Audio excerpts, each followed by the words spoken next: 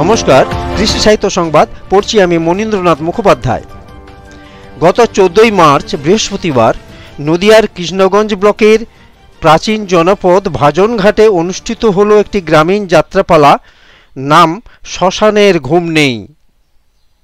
ধনী পরিবারের নিজের ভাইকে শ্মশানে পুড়িয়ে নিজের স্বার্থসিদ্ধি করতে চায়, আর লোভ লালসায় পরিপূর্ণ এক দাদা নিজের বোনকে লম্পট মাতালের হাতে তুলে দিয়ে নিজের স্বার্থসিদ্ধি করতে চায়। এরকমই একটি অশ্রু সজল যাত্রাপালা শ্মশানের ঘুম নেই। রচনায় স্বপন কুমার চট্টোপাধ্যায়, পরিবেশনায় আমরা সবাই নাট্য সংস্থা, ভাজনঘাট।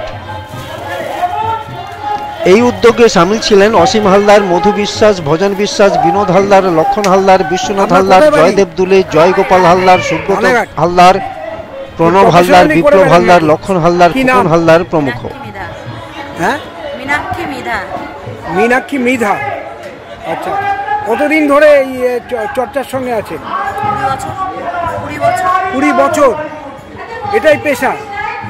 আচ্ছা, মানে এটাই পেশা বলা যায়, আবার এটাই নেশা, কারণ এমন কিছু টাকা আপনারা পান না। জাদু আমাদের থেকে এই যুগের ভদ্রলোকরা ঘৃণা করে আমাদের সাথে মিশতেদের আর সারা কাজ আমাদের মতো ছোট লোক দিয়ে ওরা চাকরির কাজ করে আমাদের মতো লেগে খেয়েছে রে। তাই তো আমি ওদের দেখাতে চাইছিলাম কিছু পটে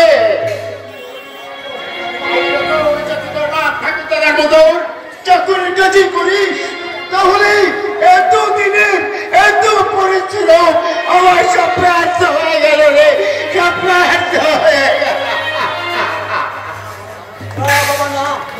তোমার পরিশ্রম আমি কিছুতেই চলে দিতে দেবো না। আমি বিএ পাস করি, অফিস মেয়েরা চাকরি করলেও নিশ্চুপ ভরে ঘরে বসে নেই।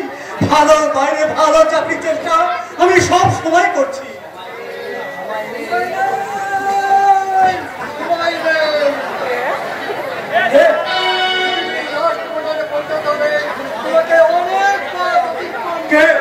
তুমি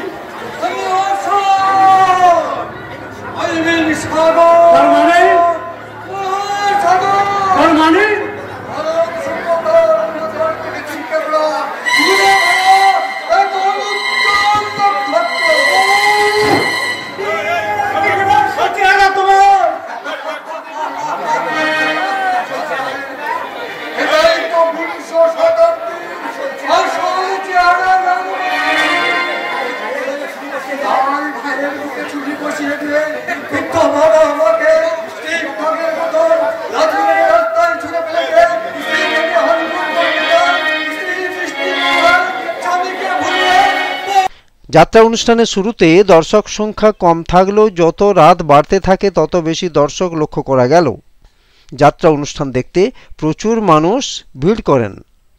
বস্তুত গ্রাম বাংলায় এখন নানান সংস্কৃতি বিলুপ্ত প্রায়।